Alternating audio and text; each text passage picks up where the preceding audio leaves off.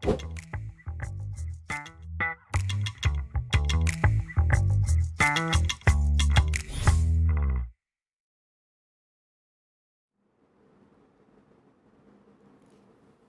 안녕하십니까. 이번 주도 인사드립니다. 저는 이베스트 투자증권 해외주식 영업팀에서 근무하고 있는 권중국지입니다. 이번 주도 역시 마찬가지로 해외 증시에서 있었던 이야기들과 그다음에 특징주, 이슈거리들, 그다음에 ETF까지 해서 소개를 해드리려고 하는데 참 마음이 무겁네요. 너무 시장이 힘들고 이게 어퍼컷을 거의 매일 맞고 있는 것 같은데 그런 마음을 조금 대변하고자 오늘 좀 어둡게 입고 와봤고요. 시장 사실 어디서부터 말씀드려야 될지 모르겠는데 일단 시황부터 이슈부터 해가지고 기업들 어떤 기업들이 있었는지 또 어떤 뉴스가 있었길래 이렇게 시장이 휘청휘청 거리는지 오늘 지금 미국 뭐 선물도 그렇고 중국 우리나라 아시아 증시뿐만 아니라 뭐 좀 너나 할 거 없이 지금 빠지고 있는데 그 부분 매크로 이슈부터 조금 살펴보도록 하겠습니다.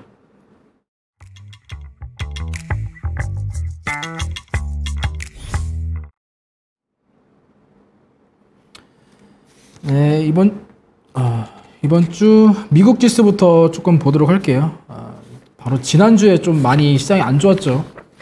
다우가 마이너스 2.82% 하락했고요. S&P 500이 마이너스 2.77%, 그 다음에 나스닥이 마이너스 2.55%. 전반적으로 뭐 다우부터 나스닥까지 가릴 거 없이 전반적으로 다 안 좋은 모습들을 보여주고요. 최근 5일로 봐서도 물론 이제 나스닥이 가장 좋지 못한 퍼포먼스를 보여주고 있지만 미국 지수 전반적으로 조금 좋지 못하고 다우가 그래도 선방하는 부분에 대해서는 차후에 조금 더 자세하게 말씀을 드리도록 하겠습니다. 섹터로 보게 되면 지금 아무래도 지수 자체가 워낙 안 좋다 보니까 대부분의 섹터가 좋지가 않고요. 필수 소비재, 그러니까 우리 실생활에서 필수적으로 들어가는 뭐 식품이라던가 담배 뭐 이런 부분들, 이런 섹터만 지금 상대적으로 좀 선방을 하고 있다, 그렇게 보시면 좋을 것 같습니다. 기업들부터 보기 전에 시장 이슈부터 조금 오늘은 말씀을 드리게 되면 사실 이제 미국 같은 경우에는 전반적으로 지금 실적 시즌에 들어섰죠. 계속적으로 지금 주요 기업들, 금융주를 시작으로 해가지고 기업들의 실적 발표가 이어지고 있고요. 그렇다 보니까 그 전주부터 해가지고 워낙 뭐 인플레이션 우려, 금리 인상 우려 때문에 시장이 워낙 출렁였다 보니까 실적 시즌에 들어서면서 어떤 일부 기업들의 호실적에 따르면 시장 분위기가 조금 바뀌지 않을까, 사실 그런 기대감이 있었죠. 이번 주 같은 경우에는, 저번 주도 그렇고요. 그런데 시장은 또 한 차례 금리 인상에 대한 우려가 커지고, 뭐 전반적으로 중국 같은 경우에는 지금 코로나 확산 때문에 도시 봉쇄가 장기화가 되고 있는 부분들도 그렇고, 그 다음에 이런 인플레이션, 가파른 인플레이션이 지금 경기 둔화까지 이어질 것이다라는 우려감까지 나오면서 지금 5월에 있을 FOMC는 에서는 0.5bp, 50bp 금리 인상이 거의 기정사실화되고 있는 상황이고요. 그런데 이미 사실 이 부분은 새로운 내용이 아닌데 그러면 왜 이렇게 시장이 많이 빠졌냐? 지금 5월에 이어서 6월까지 이어질 것이다, 빅스텝이. 그런데 그 가능성이 0.5가 아니라 0.75도 배제할 수 없다. 이게 사실 정상적으로는 그동안에 이제 0.25%, 그러니까 25bp씩 금리가 올라오는 게 사실 일반적인 케이스인데 지금 0.5에서 그치지 않고 0.75까지 가능성이 있다고 하니까 연준 입장에서는 시장의 유동성 축소에도 불구하고 우리는 물가를 확실히 잡겠다라는 스탠스를 계속적으로 보여주고 있고요. 이러한 부분들이 아마 이제 다음 주에 있을 5월 FOMC에서도 충분히 우리가 확인할 수 있지 않을까. 그렇다 보니까 시장은 지금 미리 좀 선반영해서 계속적으로 좀 좋지 못한 모습들이 이어지고 있고, 그렇다 보니까 개별 기업들의 어떻게 보면 실적 이슈들을 완전히 좀 이기는 매크로 이슈가 그런 모습들이 이어지고 있습니다. 물론 이제 실적 같은 경우에도 좋은 기업들도 있음에도 반면에 확실히 좀 기저효과는 많이 떨어진 모습들, 인플레이션에 따른 뭐 물가 상승, 이 물가 상승을 충분히 소비자에게 전가시키지 못한 기업들은 이 비용들을 다 떠안을 수밖에 없고, 그렇다 보니까 실적에서는 이런 부분들이 또 반영될 수밖에 없고, 좀 전반적으로 좀 악재가 끝나지 않은 미국 증시의 상황이 현재까지도 계속적으로 이어지고 있다라고 보시면 좋을 것 같습니다. 기업들 일단 보게 되면 지금 거의 이쪽에 나오는 기업들은 실적에서 상대적으로 좀 무실적으로 발표된 기업들, 특히 IBM 같은 경우에는 소프트웨어 업종 중에서도 좀 눈에 띄게 실적을 발표를 했었는데, 일단 어닝 서프라이즈 나왔고요. 클라우드 쪽이 실적이 견고하게 나오다 보니까 연간 매출로 했을 때 그 가이던스를 좀 상향 조정을 했고요. 그러다 보니까 시장에서 좀 긍정적으로 반응을 했고, 그리고 특히 IBM 같은 경우에는 컨설팅 쪽, 그러니까 기업들이 사실 코로나 팬데믹 이후에도 계속적으로 지금 IT 관련된 비용들을 증가를 하고 있는데, 그렇다 보니까 이 IT 컨설팅 쪽의 사업을 영위를 하고 있는 IBM 쪽이 전상적으로 좀 매출 증가하는 부분들도 있었고요. 그 다음에 또 지금 경기 둔화 우려까지 이어지고 있는데, 인플레이션이 뭐 소비 둔화까지 이어지고 있고, 이런 부분들임에도 불구하고 이 디지털 전환과 관련된 수요는 여전히 좀 견고할 것이다 라는 전망들 때문에 IBM이 상대적으로 우호한 전망을 받았고, 그다음에 주가가 좀 긍정적으로 반응을 이번 주에 했었던 것 같습니다. 대형주 중에 가장 눈에 띄었던 기업이 이제 IBM. 그리고 보게 되면 이제 은행 쪽들 일부 기업들 이제 일부 좋은 모습들 보여줬었고요. 그다음에 아까 섹터에서도 이제 보여드렸다시피 필수 소비재, 뭐 대표적으로 이제 배당 킹 종목이라고 알고 있는 프록터앤갬블러가 역시 이번 주에 상대적으로 지수가 굉장히 좋지 못했음에도 불구하고 지수 대비했을 때는 다우가 바로 전일도 마이너스 2.8% 가까이 빠졌으니까, 그럼에도 불구하고 상대적으로 좀 선방하는 필수 소비재 섹터 보여주고 있고요. 그 다음에 말씀드렸다시피 알트리아,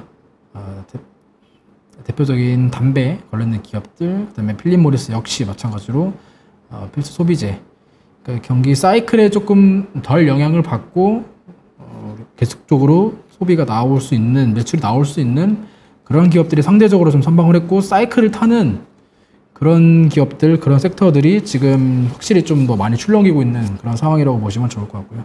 존슨앤존슨 같은 경우에도 이번 주에 플러스 2% 정도 상대적으로 시장 대비했을 때 선방하는 모습들도 보여주었는데, 존슨앤존슨 같은 경우에는 사실 이제 매출은 일부 부진, 이런 결과 데이터 실적 발표에서 나왔음에도 불구하고 일단 EPS가 예상치, 주당 순이익이 예상치를 좀 상회하는 모습들, 그 다음에 배당금 인상 소식까지 전해지면서 상대적으로 좀 선방을 하는 모습들을 보여주었다라고 보시면 좋을 것 같습니다.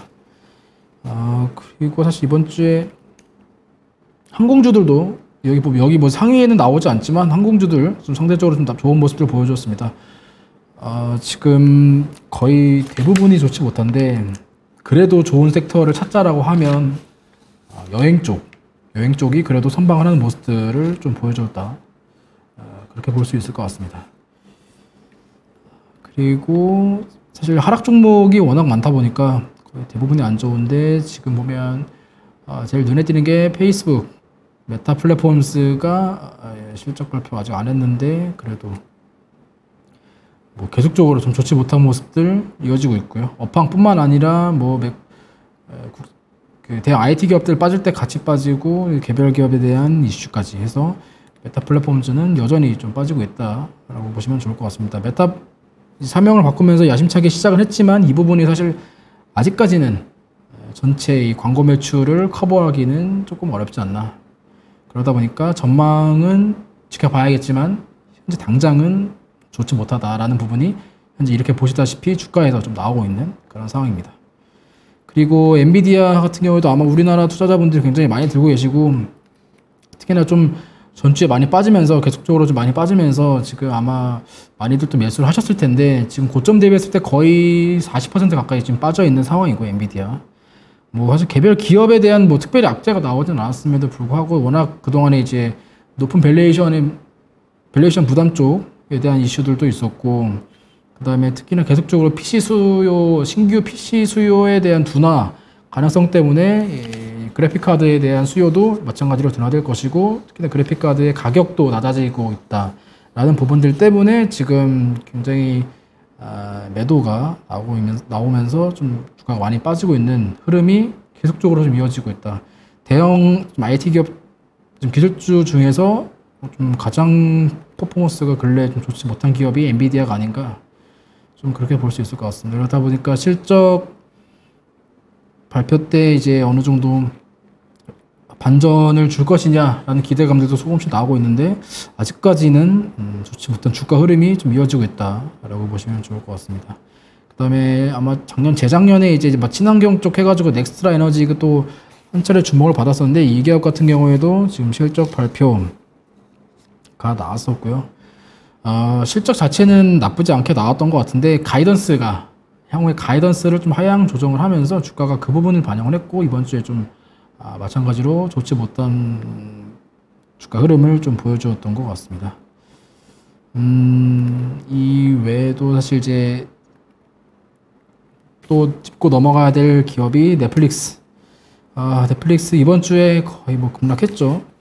10년 만에 가입자 수가 줄어드는, 계속적으로 10년 동안 가입자 수가 매년 늘어나기만 했고, 성장세가 줄어드는 케이스는 있었지만 가입자 수 자체는 계속적으로 늘어왔는데, 이 부분이 이번에는 그렇지 못했죠. 가입자 수가 20만 명 줄어들었고요. 이 부분은 이제 OTT 시장의 경쟁이 워낙 치열하게 됐고, 이 넷플릭스에 이제 워낙 경쟁업체들이 많이 나오다 보니까 넷플릭스의 컨텐츠 수가 조금씩 빠지는 그런 모습들 나오고 있는데, 특히나 이제 대표적으로 마블 컨텐츠 같은 경우에는 디즈니 플러스로 옮겨가고 있죠.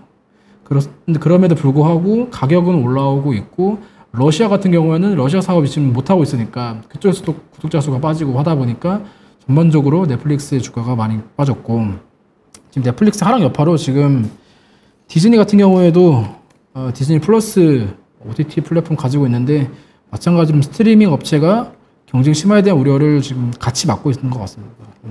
디즈니 플러스뿐만 아니라 아마존도 같이 좀 타격을 받은 모습이었고, 그 다음에 대표적으로 로쿠 같은 경우에도 같이 좀 주가 빠지는 모습 먼저 좀 반영되었다라고 보시면 좋을 것 같습니다. OTT가 사실 코로나 이후에 이제 팬데믹 쪽으로 해가지고 굉장히 주목을 많이 받았었고, 주가 흐름도 굉장히 좋았었죠. 지금 넷플릭스 같은 경우에 빠진 것만 보여드렸지만, 밑에 보면 거의 지금 한 1년, 2년 가까이 되는 기간 동안에 주가가 거의 3배 가까이 올라왔으니까 고속 성장을 했었는데, 지금 그 이후에 경쟁 심화에 대한 우려와 이런 부분 전반적으로 악재들이 겹치다 보니까 그 이전 주가 수준까지 급락을 하는 모습들, OTT에 대한 평가가 다시 이루어져야 되는 시점이 아닌가라고 정리를 할 수 있을 것 같습니다. 하락 종목이 워낙 많다 보니까 모든 종목들을 사실 찝어드리긴 조금 힘들 것 같고요.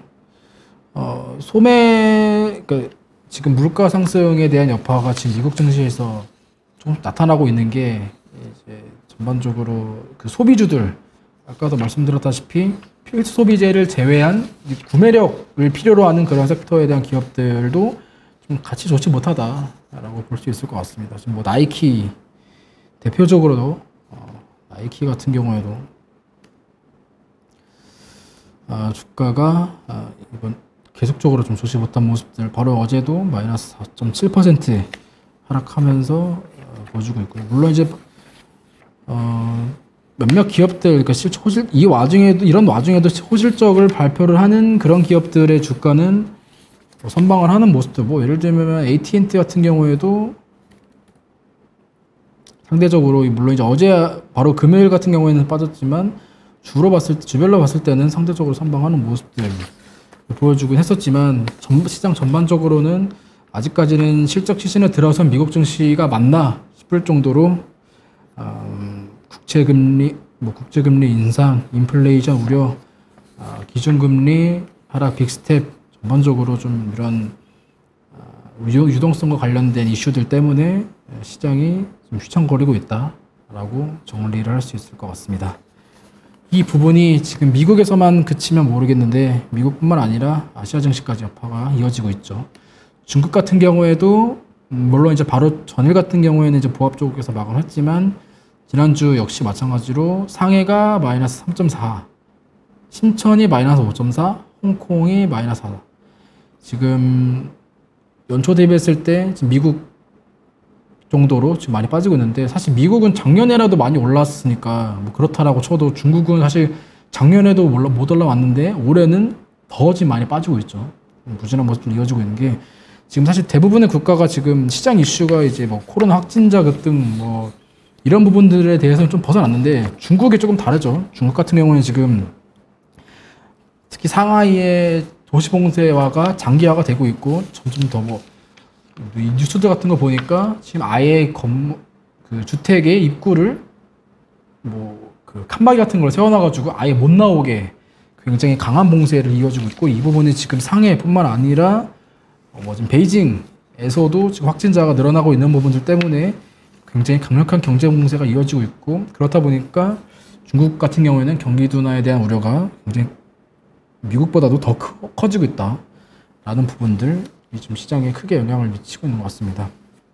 그렇다 보니까 지금 위안화 가치도 빠지고 있는 부분들, 그 다음에 애플도 그렇고 테슬라도 그렇고 지금 상해에 공장이 있는데, 주요 공장이 있는데, 이 부분에 대한 이슈가 아마 1분기보다는 이렇게 장기화되면 2분기에도 여전히 좀 이어질 것이기 때문에, 단순히 중국의 봉쇄화가 중국 안에서만 그치지는 않을 것이다, 좀 그렇게 봐야 될 것 같습니다. 그것도 워낙 강력한 방역 정책, 봉쇄 정책, 그 다음에 시장의 기대를 하회하는 또 경기 부양책. 사실 중국 같은 경우에는 미국이랑은 조금 다르게 금리에 대한 경기 부양책에 대한 기대감들이 있었는데, 지금 저번 주 같은 경우에는 LPR 금리, 미국 대출 우대 금리를 결국 동결을 시키면서 시장에 또 한 차례 좀 충격을 받았었고요. 그러다 보니까 중국 증시도 굉장히 좋지 못한 모습들. 오늘 증시 조금 더 말씀드리면, 오늘 같은 경우에는 이제 지난주 금요일 날 저녁에 이제 중국의 대표 헬스케어 기업인 항서제약의 실적 발표가 있었는데요. 아마 우리나라 투자자분들이 갖고 있는 중국 주식 중에 아마 상위권에 위치한 기업 중에 하나가 이제 항서제약일 텐데, 워낙 인기가 많았었고요. 작년 초까지는. 그런데 항서제약 그런 기업이 실적에서 좀 쇼크와 관련된 데이터가 나오다 보니까 하한가, 중국은 이제 마이너스 10%가 하한가죠. 그래서 하한가를 기록하다 보니까 중국 증시가 오늘 거의 3% 가까이 빠지고 있고, 우리나라도 동조화가 되고 있고, 미국도 지금 선물 빠지고 있고 하다 보니까 전반적으로는 글로벌 경기가 계속적으로 휘청거리고 있다. 가장 큰 문제는 이러한 지금 시장을 휘청거리게 한 요인들이 현재 진행형이라는 게 사실 제일 큰 문제죠. 그러다 보니까 지금은 어떤 기업들에 대한 확신을 갖고 추가 매수하는 것도 좋지만, 현금을 보유하고 있는 것도 한 가지의 대안이 될 수도 있을 것 같고요. 아니면 말씀드렸다시피 필수 소비재 같은 경기 둔화, 인플레이션 이런 상황에서 좀 상대적으로 선방할 수 있는 기업들의 뭐 포트폴리오를 들어가는 것도 하나의 선택지가 될 수 있는데, 시장은 좋지 못하다라는 말만 지금 계속 반복적으로 드릴 수밖에 없을 것 같습니다. 이번 주 시황은 이 정도로 말씀드리겠고요. 그럼 제가 이런 시황, 이런 경제 매크로 이슈 속에서 선택할 수 있는 또 ETF 한 가지를 준비해 와서 그거 관련해 가지고 또 소개를 좀 드리도록 하겠습니다.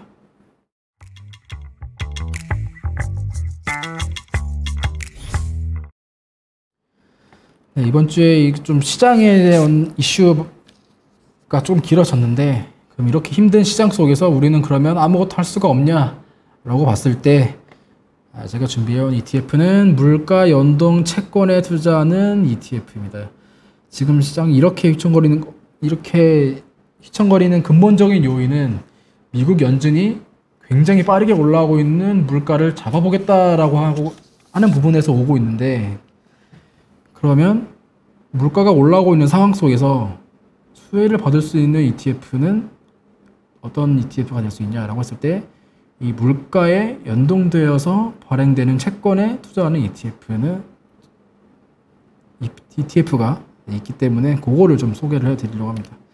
일단 물가 연동 채권이 뭐냐라고 봤을 때, 미국 정부가 보장하는 일단 국채고요. 국채인데 물가 상승기에 이자와 원금이 늘어나도록 발행이 되는 국채가 이제 물가 연동 채권이라고 보시면 좋을 것 같습니다. 그러니까 지금 이제 3월에 발표됐었던 데이터 중에 이제 CPI라고 해가지고 소비자 물가 지수 그런 데이터가 있었는데, 이게 40년 만에 최고치다 뭐 이런 부분들이 있었잖아요. 이렇게 계속적으로 물가가 올라오고 이 CPI 지수가 계속적으로 올라오는데 이 지수에 연동되어서 투자할 수 있는 상품이 TIPS라는 ETF이기 때문에 요거 관련된 배경을 조금 소개를 해드린다고 보시면 될 것 같습니다. 이 물가 연동 채권 장점 같은 경우에는 이 인플레이션에 따라서 이제 액면가가 늘어나다 보니까 자연스럽게 이자 수익이 높아지는 구조로 이루어지고 있고요. 그러다 보니까 인플레이션 상황 속에서 우리가 투자할 수 있는 수단이 될 수 있고 만기까지 보유하게 되면 원금 손실이 있는데 사실 이제 물가 연동 채권을 직접 투자하기는 조금 어렵기 때문에 관련된 ETF를 제가 소개를 해드리는 거고요. 단점으로는 만약에 인플레이션이 없거나 낮게 되면 이자 채권의 투자 포인트 중 하나의 이자가 낮고요. 일반 채권보다. 그 다음에 쿠폰이 늘어나게 되면 이제 세금이 늘어날 수가 있는 부분들, 그 다음에 디플레이션 부분에 대해서는 물가가 하락하는 기간 동안에는 이제 확실히 쿠폰 금리가 낮을 수 있다라는 단점이 있는, 그러니까 무조건적으로 좋은 일반 채권보다 좋다라고 할 수는 없다라고 보시면 될 것 같고요. 지금 기준금리, 미국의 기준금리 추이인데 2008년 금융위기 이후로 굉장히 오랜 시간 동안 저금리가 유지가 되어 있었고 시장에 굉장히 돈이 많이 풀렸었는데 그 유동성을 바탕으로 지금 물가가 굉장히 빠르게 올라오고 있고 지금 이제 여기서 250점이라고 보시면 될 것 같은데 지금이 이제 막 올라오고 있는 단계인데 여기도 보면 지금 이렇게 조금씩 올라 있잖아요. 근데 지금 기존처럼 2016년처럼 조금씩 올리는 것이 아닌 빅스텝 크게 올리겠다라는 부분들 때문에 지금 시장이 굉장히 타격을 받고 있는 상황이고요. 그리고 이제 이 물가연동 같은 경우에는 이 자산 배분 관점에서 제가 일전에 소개 한번 드렸었던 그 올웨더 포트폴리오에도 담겨져 있는 자산 중에 하나가 이제 이 물가연동 채권인데 대표적으로 금과 관련해서 좀 비교를 해보면 거의 가격 추이가 유사하게 움직이고 있죠. 빨간색이 금 가격, 파란색이 이제 물가연동 채권인데 거의 비슷한 추이로 움직이고 있다 보니까 그 물가 상승 기간에 금과 같이 그리고 주목해볼 만한 자산이다 라고 보시면 될 것 같습니다. ETF에 대해 소개해드리면 어떤 자산을 담고 있냐, 대부분 완전히 채권에만 담고 있고요. 물가연동 채권만 담고 있는데 그 만기가 1년 이상, 그 다음에 발행한 물가연동 채권의 액면가가 5억 달러, 최소 5억 달러, 우리나라 돈으로 6천억 이상이 되는 굉장히 큰 물가연동 채권에만 투자를 하고 있고 시가총액별로 했을 때 가중치를 둬가지고 투자를 하고 있다라고 보시면 될 것 같습니다. 이게 굉장히 오래됐어요. 상장한 지가 2003년이니까 거의 20년 가까이 됐고요. 다만 이제 이 기간이 이렇게 길다고 해서 수익률이 뭐 그렇게 우수하다라고 볼 수는 없을 것 같아요. 출시한 이후에 지금 보시면 수익률이 10%대. 그러니까 사실 이제 어떤 개별 주식 투자하는 관점처럼 뭐 몇 배 먹겠다, 몇십 프로 먹겠다 이런 관점은 아니고요. 이런 인플레이션 구간에서 자산 배분 관점 했지, 인플레이션 했지, 리스크 했지 이런 관점에서 투자를 하시는 게 TIPS ETF를 투자하는데 조금 더 적합한 스탠스가 아닌가라고 보시면 될 것 같습니다. 이 비교 ETF는 다 이제 SCHP, 뭐 VTIP, LTP, J까지 해가지고 다 이제 물가 연동 채권에 투자하는 ETF인데 요 운용 규모로 봤을 때 이 TIPS ETF가 가장 큰 규모를 자랑하고 있고 우리나라도 규모로 했을 때 거의 40조니까 엄청나게 큰 규모를 자랑하고 있죠. 이 배당 수익이 사실 굉장히 큰데 이따도 보여드리겠지만 배당에 대한 변동성이 커요. 왜냐면 이제 이 배당 같은 경우에는 금리는 고정되어 있다라고 해도 액면가가 아까 말씀드렸다시피 물가지수에 연동이 되다 보니까 계속 왔다 갔다 하는데 근래 같은 경우에는 뭐 물가지수 CPI 지수가 워낙 높게 발표가 되다 보니까 자연스럽게 액면가가 높아지고 그러다 보니까 이제 지급되는 배당이 높아지는 건데 이거를 배당 수익이 높다고 해가지고 꾸준하게 월 배당을 기대하는 관점에서 투자하기는 조금 적합하지는 않은 것 같습니다. 이 TIPS의 포인트는 물가가 이렇게 올라오는 구간에서 결국엔 소비자 물가지수가 계속적으로 올라오는 데이터가 발표된 이 구간에서 자산 유지 관점에서 우리가 투자를 할 수 있다라는 점을 관심 있게 보시면 좋을 것 같습니다. 만기별 다 이제 사실 물가 연동 채권만 담겨져 있는데 만기가 이제 뭐 5년물, 5년 이하가 조금 많고, 그 다음에 이제 5년은 10년, 뭐 10년 이상 담겨져 있고요. 배당 제가 좀 말씀드렸는데, 이게 지금 배당 지난 1년 동안 이제 월 배당, 매월 배당이 어떻게 지급됐냐를 나타낸 건데, 보시다시피 변동성이 굉장히 심하죠. 소비자 물가 지수에 대한 데이터에 따라서 지급되는 이자가 계속 바뀌다 보니까, 옛날 이제 뭐 최고치 기록했었잖아요. 최고 상승 40년 만에 최고치라고 하니까 배당도 많이 나온 거고요. 안 나올 때 또 이렇게 안 나오고, 그러다 보니까 꾸준한 배당을 기록하기는 어렵지만 인플레이션 구간에서는 자산도 어느 정도 지킬 수 있고 배당도 변동성은 높지만 어쨌든 좀 높은 배당을 지급받을 수 있다라는 점에서 이런 지금 시장의 물가 상승 구간, 인플레이션 우려가 나오는 이런 시장 구간에서는 충분히 우리가 검토해볼 만한 대상이 아닌가, 그렇게 좀 말씀을 드리고 싶습니다. 지금 사실 이제 뭐 실물 자산이 거의 대부분 좋지 못하죠. 뭐 코인 당연히 그렇고 주식도 그렇고, 뭐 채권 금리 굉장히 빠르게 올라오다 보니까 국채금리 거의 2.9까지 상회했는데, 미국 10년물 국채금리가요. 그러다 보니까 채권 가격도 빠지고, 지금 시장에 굉장히 오랜 기간 많이 풀렸던 돈이 회수될 것이다 라는 부분들 때문에 거의 자산시장, 실물 자산들이 굉장히 많이 좋지 못한데, 이러한 시장 속에서 그래도 우리가 선택할 수 있는 대안이 어떤 것이 있냐라고 했을 때, 물가 상승기, 인플레이션 구간에서 투자할 수 있는 물가 연동 채권에 투자하는 ETF인 TIPS를 이번 주에 소개해 드렸으니까, 이런 구간에서 자산 배분에 좀 관심 있으신 분들은 충분히 이 부분도 투자를 해 보시면, 참고를 해 주시면 좋을 것 같아가지고 이번 주에는 관련해서 좀 준비해 왔습니다. 다음 주에는 조금 나아졌으면 좋겠는데 아직까지는 그렇지 못할 것 같고, 사실 이제 이번 주에 거의 주요 기업들의 실적이 많이 예정이 되어 있습니다. 빅테크 기업들 뭐 애플부터 해가지고요. 뭐 마이크로소프트 내일 있죠. 마이크로소프트, 그다음에 구글도 그렇고, 뭐 트위터도 있고, 뭐 전반적으로 주요 기업들에 대한 실적이 이번 주에 좀 많이 발표가 되다 보니까 이번 주에는 미국의 실적 시즌에 대한 수혜를 조금 더 보면서 시장 분위기가 반전됐으면 하는 바람으로 이번 주는 여기까지 좀 인사를 드리도록 하겠습니다. 저는 지금까지 EBS 투자증권 해외주식 영업팀 권준국이었습니다. 감사합니다.